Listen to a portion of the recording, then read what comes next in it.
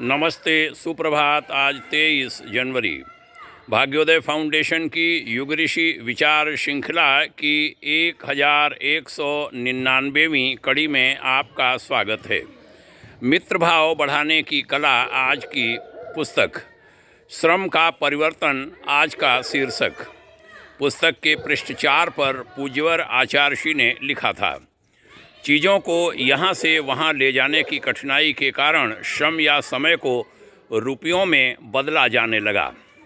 इससे लोगों को सुविधा हुई।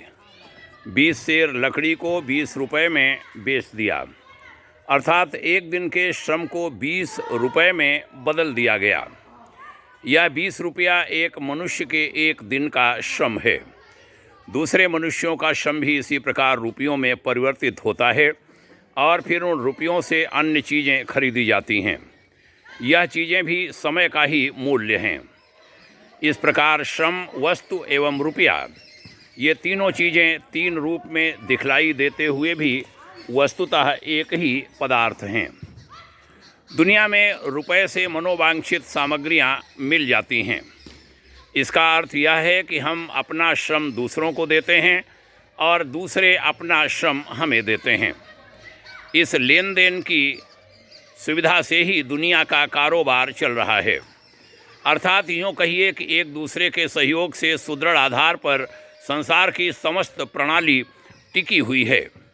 यदि यह प्रणाली टूट जाए तो मनुष्य को फिर से आदिम युग में लौटना पड़ेगा। गुफाओं में नंग धड़ंग रहकर कंदमूल फलों पर निर्वाह करना पड़ेगा। वर्तमान समय तक हुई सारी प्रगति का लोप हो जाएगा। आइए इस विनिमय व्यवस्था के महत्व को समझें और इसे और अच्छी तरीके से प्रतिष्ठित करें।